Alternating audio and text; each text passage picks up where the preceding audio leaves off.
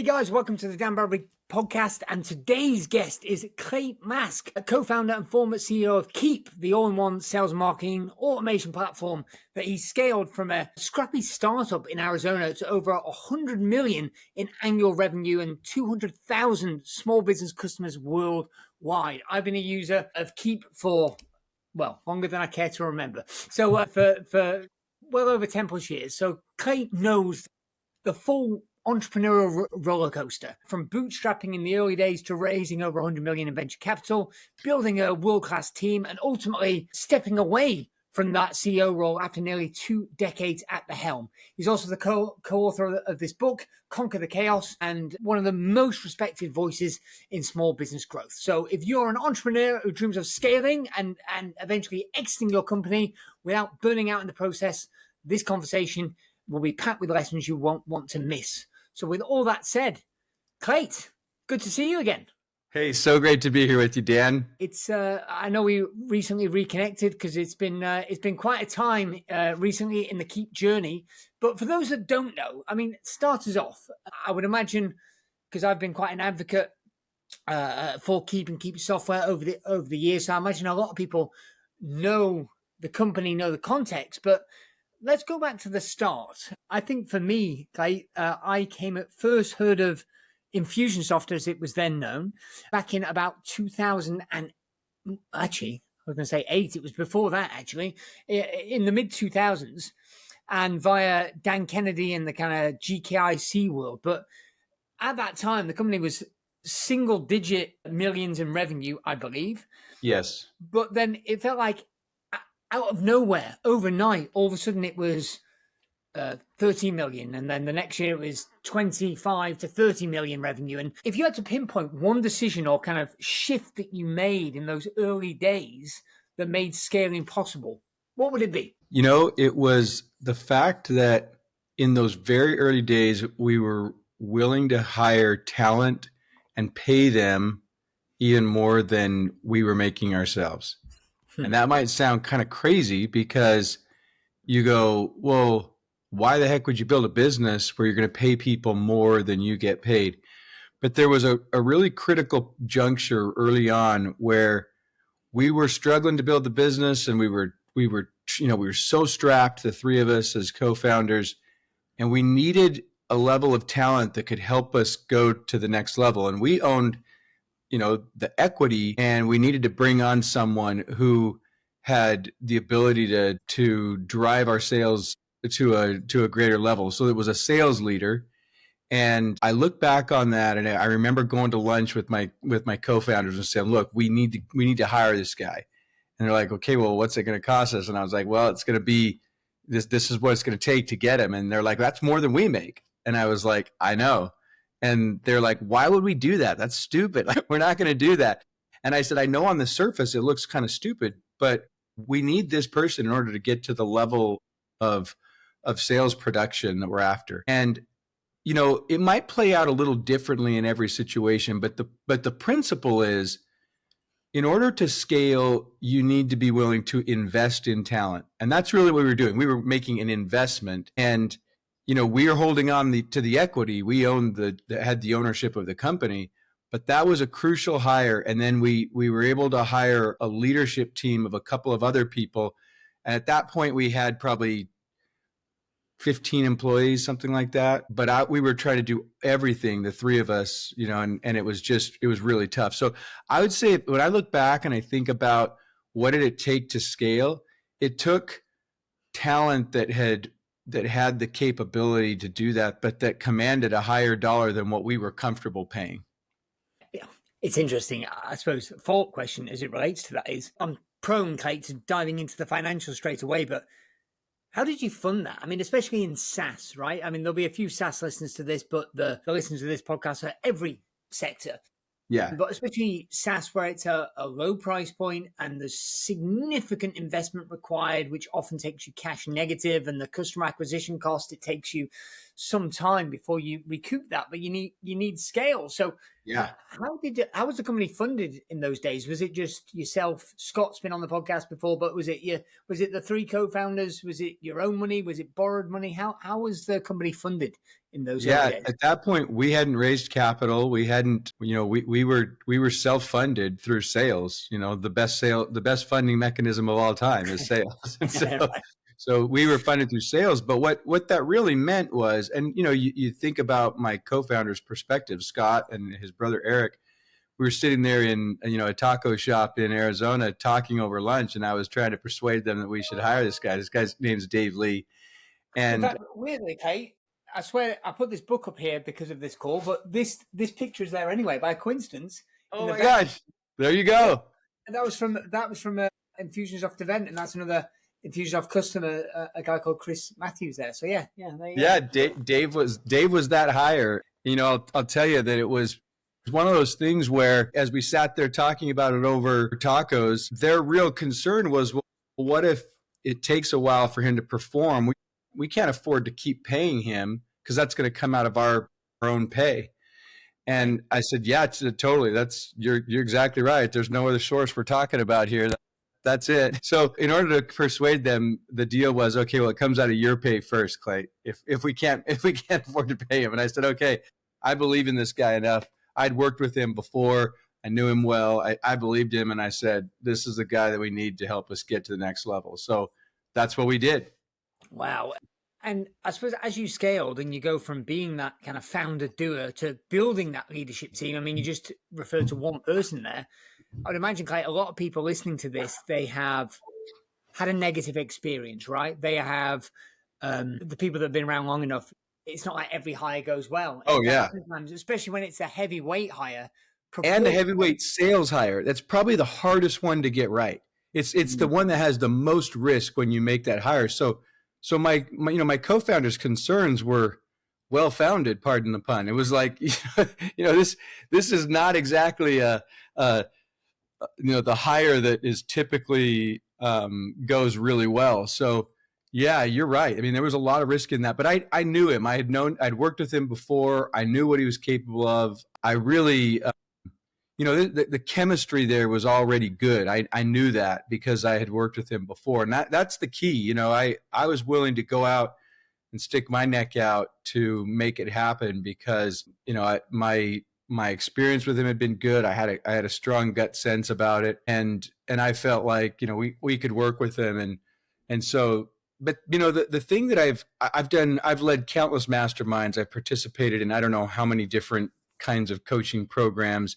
And I see this mentality a lot. And it's, when I think about what was that thing that enabled us to scale, it was we were willing to invest in talent. And a lot of times, particularly when we're bootstrapping a business, and we were bootstrapping the business back then, a lot of times people look at us and they think, oh, you just raised venture capital. It's so easy. No, we bootstrapped it 7 or 8 million a year before we ever raised capital. And when you're bootstrapping, it's very natural to be controlling the costs very, very tightly. You have to do that. But you can't really scale and get to that next level if you're not willing to invest in a level of talent, a level of leadership that's going to take you to that next level. If you're always kind of hiring what you needed last year instead of where you shift that mentality and you're like, here's where we're trying to go.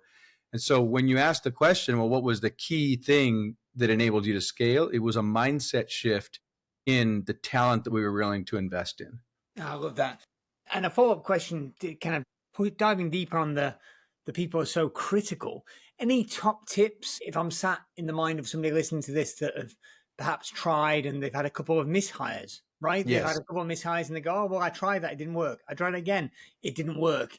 People are expensive. Well, they are when you get it wrong, right? Yes. So, and that's not even the opportunity cost. That's just recruiting fees. Right. Rules of thumb. Any helpful heuristics around what stacks the deck more in your favor and making it more probable that you're going to make a good hire? So, for example, you alluded to chemistry. Well, what does that look like? What should somebody listening to this do in order to try and find and make a good choice? Yeah, let me tell you the number one factor for success before you get to the chemistry and the cultural fit, let's call it. There's a sense people have when they look at someone's resume or they look at someone's experience. It's very subjective if we don't put some specifics around this. And so here's what it is. The subjectivity is people look for somebody that's done, they have experience in the same kind of thing. Right. Well, actually, what the experience you're looking for is not just, oh, they've been in a company like ours, but you're looking for stage specific experience. And this is I wrote about it in the first edition of Conquer the Chaos 15 plus years ago. I wrote about it in the rewrite a few years ago. I've watched this for 20 years. Small businesses don't grow in a linear up and to the right fashion. Right. They grow in a stair-step fashion. And there's zigs and zags all along the way. But generally speaking, and I've watched this with hundreds of thousands of small businesses, they grow and they plateau in this stair-step fashion on the ones and threes of revenue. And pounds is going to be a little different, but it's generally the same principle. And what happens is, when a business roughly triples in size, the stage of the business changes, the problems change, the issues change. And so what we found over and over is it happens on the ones and threes of revenue. There's a plateau at 100,000, and then a plateau at 300,000, and then a plateau at 1 million, and then at 3 million, 10 million, 30 million, 100 million. It's a law of business. I've watched it over and over and over. And if you stop and think about people you've worked with, you'll notice this plateauing at the ones and threes of revenue. Well, what happens is if you don't make adjustments to people, process, and products, you plateau. And so what you need to do when you're hiring is you need to look at who's been at the next stage. You don't go 2 stages or 3 stages and fall in love with their resume because they were at XYZ company and, but they're 4 stages ahead. No, you need someone if you're at 1 million, you need someone who has been through 1 million to 3 million. You need that next stage of experience. You don't need someone who's been at 10 million or 20 million or 50 million or 100 million. You need someone 1 to 3. That's the experience level that you need. And in a perfect world, they've led or they've done the job you want them to do in a company similar to yours at the 1 to 3. Right. That's what you want. 1 stage ahead, similar company, similar experience, same function, same role you're asking them to do.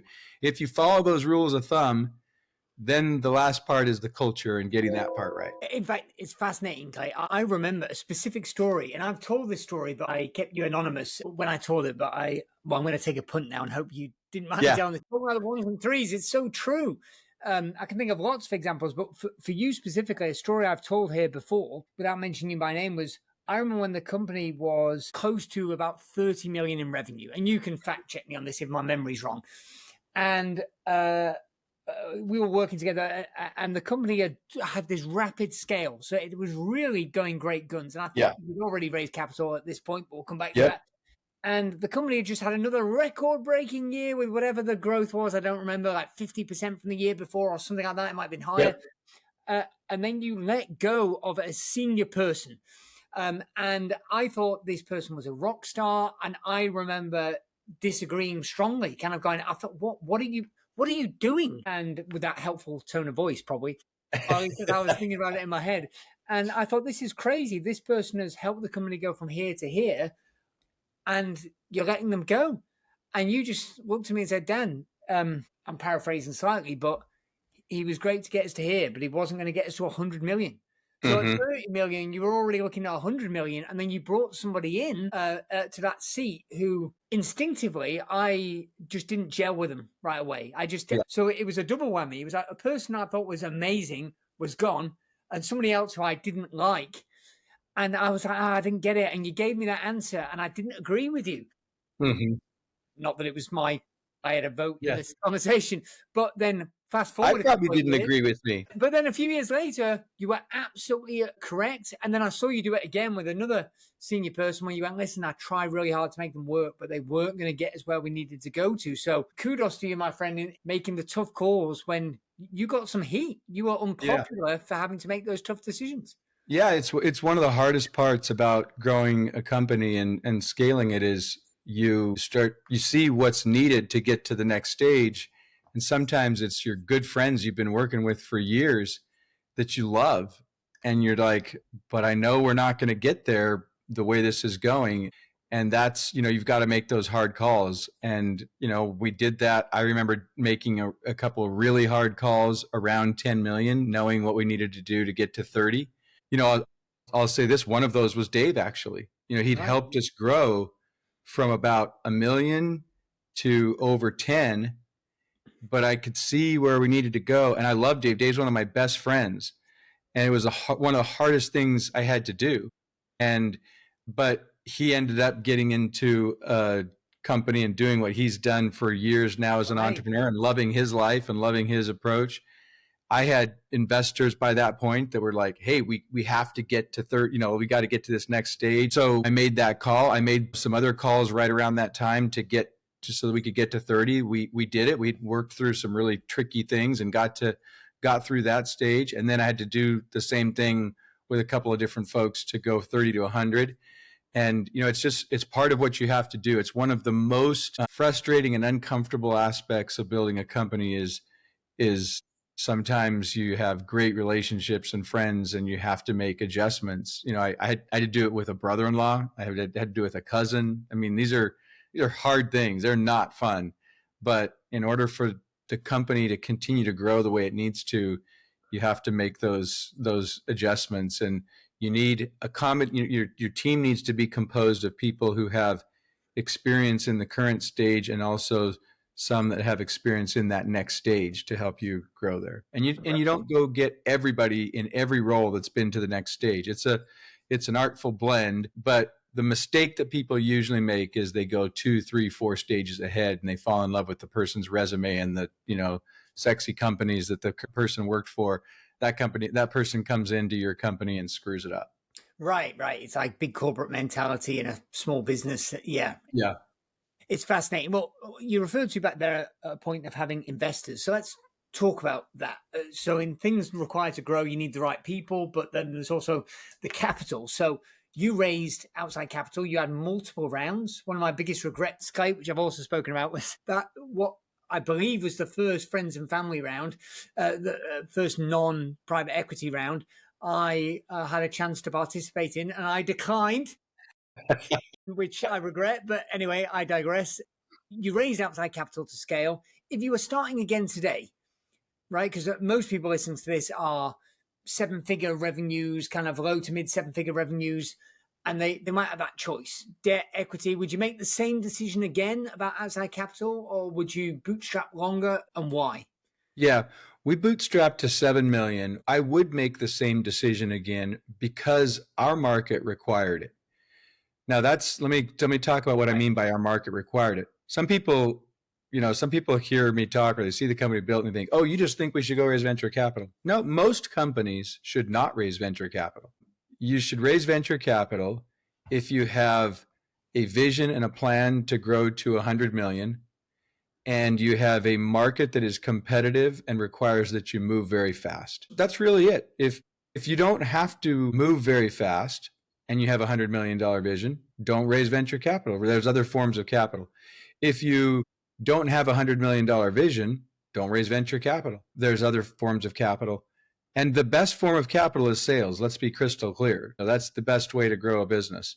So why did we raise venture capital? Because we got to a point where as we were approaching 10 million in revenue, we could see there was a big opportunity and we wanted to revolutionize the way small businesses grow with marketing automation. And we could also see on the technology landscape that there were a bunch of players out there that might go after this space. And those were the ones we could see. We knew there were a bunch of others that we didn't know about that were in their garage doing their thing and we're thinking about it. And so I just had a strong entrepreneur's gut sense that we needed to go faster. I think there was probably also a healthy dose of just ambition and drive and, wanting to do something big. I had seen, I'd been around software, I'd seen it, and I knew we could do something pretty awesome. And we had been scraping along, knowing investments we needed to make, hires we wanted to make, but just not quite being able to afford it, exactly what we wanted. I mean, we always felt constrained in a way that was like, I know this is holding us back a little bit. So it was all of those factors. Number one, big vision. Number two, the market opportunity. Number three, a sense of competitive landscape. And then just that drive and belief that we could do something big and feeling a little bit constrained. So that's why we did it. These are factors that you have to take into consideration that are nuanced. It's not just like, oh, you should do it or you shouldn't do it. Well, you got to look at all those factors. But in hindsight, would I do it again? Absolutely. We were defining and creating a category called marketing automation for small businesses that flat out did not exist. We did revolutionize the way small businesses grow with marketing automation. There was no such thing as campaigns, like the way that we understood. We created that. We created the campaign builder and pioneered that. And nobody had one. And nobody had that drag and drop campaign builder. Now everybody and their dogs has something like it. But we literally were the first ones. I remember showing it to people in mid-market and enterprise, and they were like, "Oh my gosh, we need that." And they were like, "You should sell that in the enterprise." I'm like, "No, we're proudly small business. This is who we serve." So we got to create a category. We got to build an amazing company. It was an incredible experience, and we couldn't have done that growing. We went 7 to 12 to 8 in terms of millions in revenue. We went 7, 12, 18, 26, 39, 56, 76, 95. I mean, that was the run to 100. And that 7 or 8 year run was it was an entrepreneurial blast. Well, I mean, it's interesting because it's trade-offs, right? I mean, I remember the journey that everybody, if people want to lose weight, the trade-off is you've got to control your diet and exercise, right? And and equally especially in your sector, it's people always think that the grass is greener. So raising capital, well, okay, if you succeed and you're given a large pot of money, there's a lot of fun that's attached to being able to not have capital constraints. Yeah. Okay, but there's a trade-off. You've got a board of very experienced, very accomplished business people that know a hell of a lot more than you probably do at that stage, calling the shots. Inversely, if you choose to self-fund, cool. Well, that's great. It means you've got control, but then the trade-off is you don't have the capital freedom to perhaps make some of the more aggressive plays that having raised that money gave you the latitude to do, right? Yeah, that's right.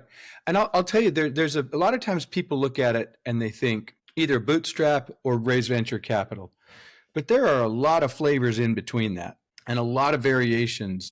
So, for most ambitious entrepreneurs, there's a point where they do need some capital to grow, but they don't have to jump all the way to venture capital. And so, I'll just real briefly, I work with a lot of entrepreneurs who are growing and they're feeling that constraint and they're feeling frustration and they're not able to take home as much as they're not able to, put into their personal bank account as much as they'd like because they're investing and plowing back so much into the business.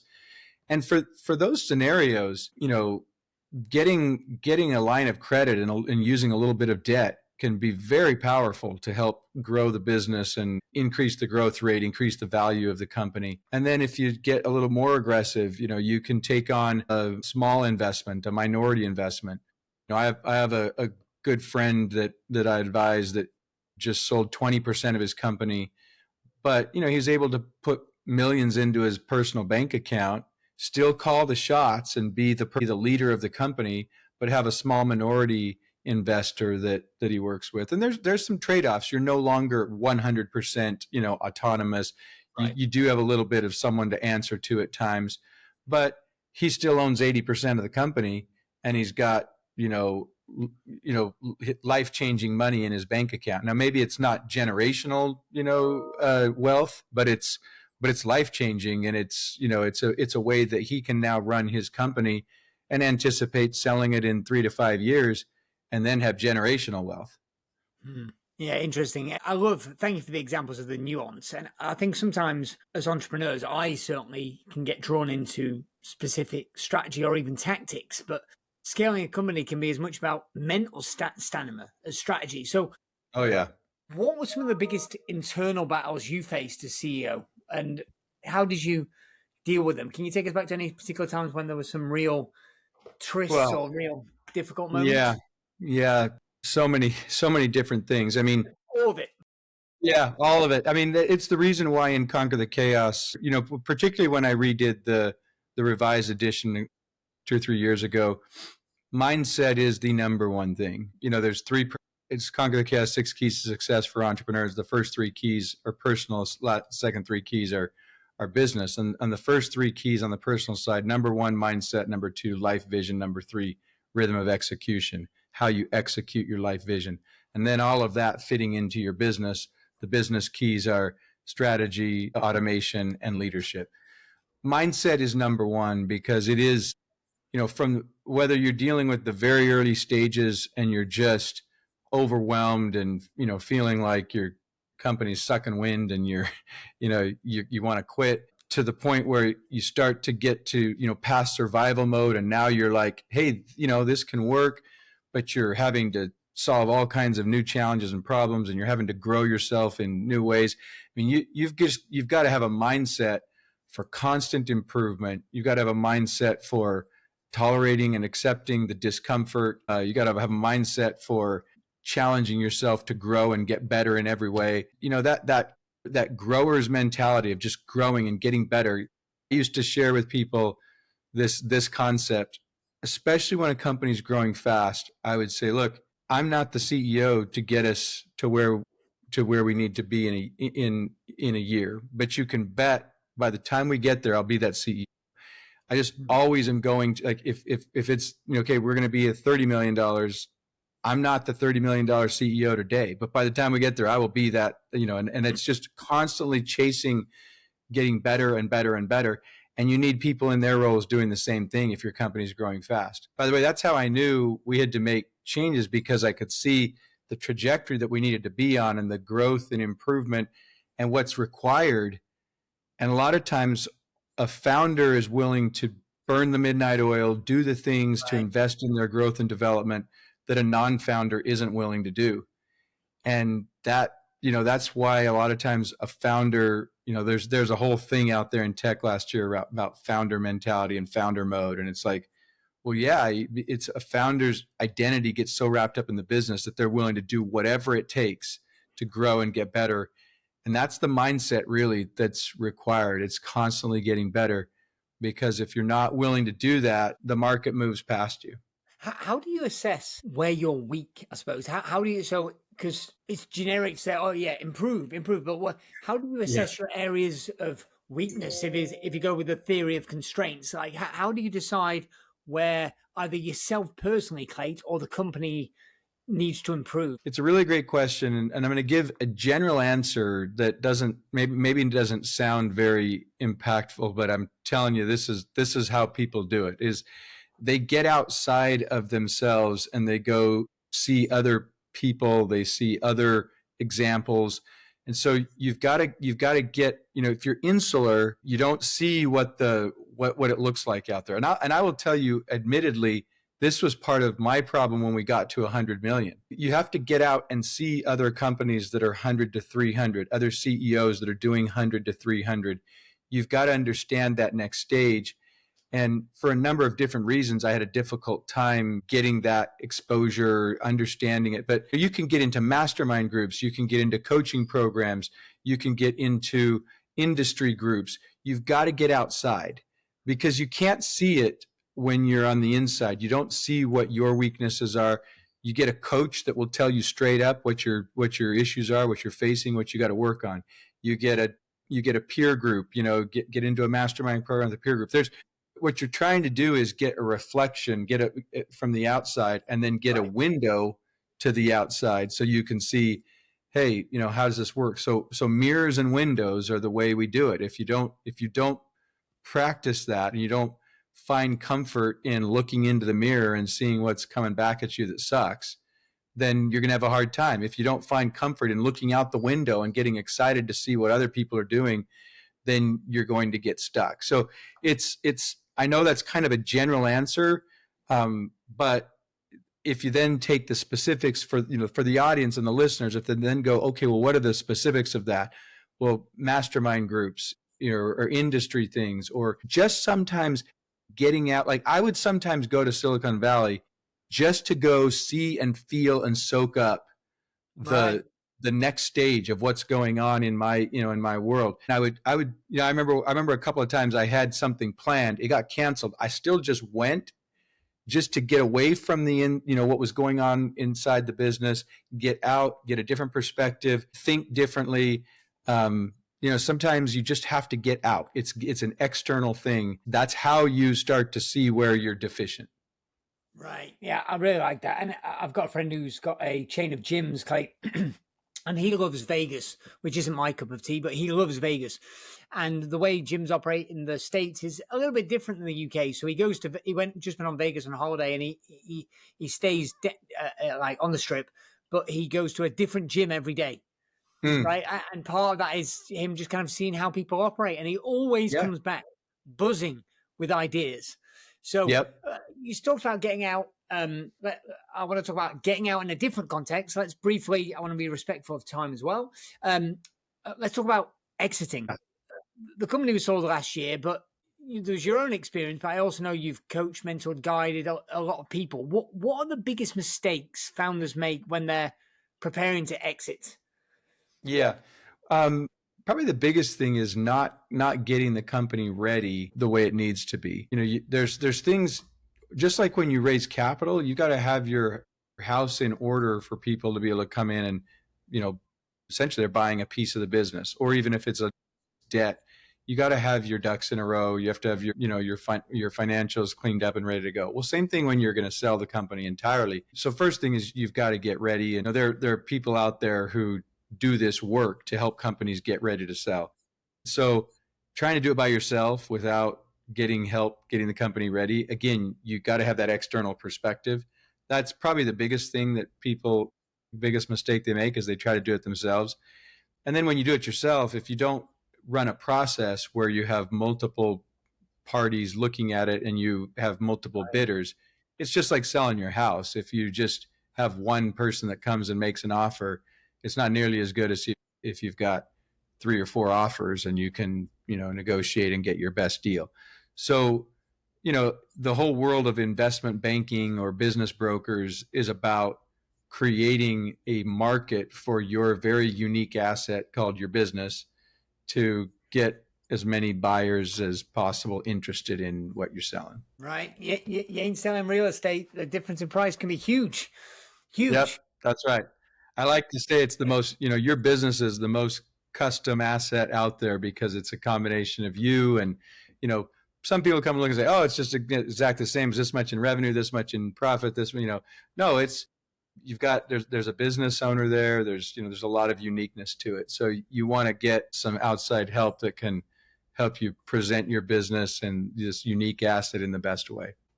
And any final thoughts, Clate? So the people listening to this are here because they want to scale and exit. If you had to give a 60-second masterclass, you could be referring back to something you've already said or any additional points. What kind of 2 or 3 key takeaways would you encourage them to reflect on, muse on, deliberate on, work on in order to help them on their journey of scale and exit?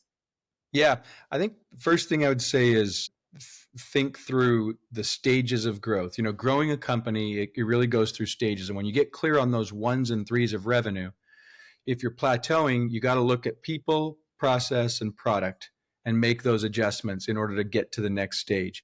So that's the first thing. The second thing is we didn't talk too much about this, but we talked about people is the number one reason why you get stuck at a plateau. And we talked about some examples on how you need to change it. But not only do you need to find the people that have the experience at the next stage, having done what you're asking them to do, ideally in a company similar to yours in your industry or something, but we didn't talk about the culture fit. And you gotta hire people that are aligned to your vision and that are bought into your purpose, your values, and your mission. And so I say all the time, hire, coach, and fire to your purpose, why you do what you do, your values, how you go about doing what you do, and your mission, what you're up to over at least the next 3 years, sometimes over the next 10 years. When you hire, coach, and fire to the purpose, values, mission, you can create an incredible culture, which was one of the big things that we did and one of the things I coach entrepreneurs on all the time. And I'd say that's the second part of this journey. And then the third part is, as you think about how to fund it and how to exit, you don't have to turn over the reins entirely.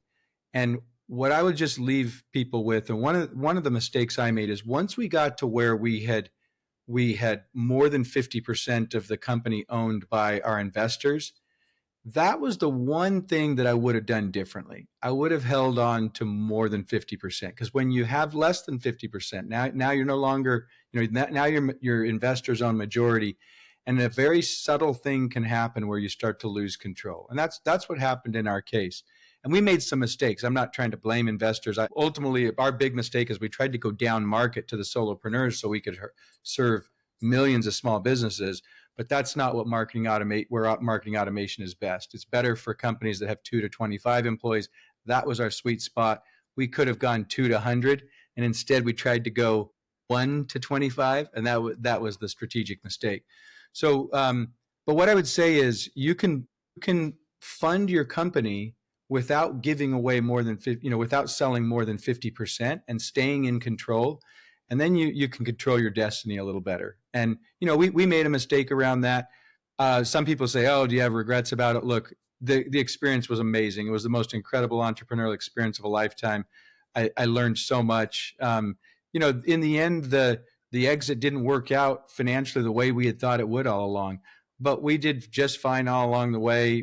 It was incredible. Those early investors did really great. They made a lot of money. The late investors, not so much, just because of the way that it played out. And so that it was that run from 10 million to 100 million that really paid off for those early investors. And I was one, and that was great to benefit from that. But because we made some mistakes and then had less than 50% control, and the dynamic changed, it became very difficult in the later stages to correct some things. I kind of got pushed out of control, and that's a subject for another podcast episode. But what I'm saying is, for people who are listening, you want to fund the growth of your company. So the three things that take away: the 1s and 3s of revenue, and making changes to people, product, and process so you don't plateau. Number 2, hire a coach and fire to the purpose, values, mission as you're making those changes to people and as you're going through the stages. And number 3, you can fund your growth in lots of ways without giving up more than 50% control and enabling yourself to create the kind of exit that you want. So, and you can take chips off the table along the way as you give up, sell a little bit along the way. So those are the things that have people think about. It's been that's my masterclass in 2 minutes, if you want to call it that. Yeah, I love it, Clay. And again, there's many things been left open there that I would love to dive deep on, but we are out of time. So if somebody's listening to this, beyond send me messages and I'll nag Clay and see if I can get back on for all the things that he didn't say, that perhaps he alluded to. How can people find out about what you're up to these days, Clay? What's the best way for somebody to get in touch if they want to reach out? Yeah, you bet. They can get me on LinkedIn. That's probably the best way. What I do now is I help software companies in Arizona grow and scale and work on all these issues, growing through the 1s and 3s of revenue. I'm having a blast doing that. And then they can go to conquerthechaosbook.com to get the book. Highly recommend it for entrepreneurs. I poured 20 plus years of learning with entrepreneurs into that book. And so they can go to conquerthechaosbook.com. They can hit me up on LinkedIn. And those are probably the best ways. Clay, it's been a pleasure. Thank you very much. Yeah, thanks, Dan. So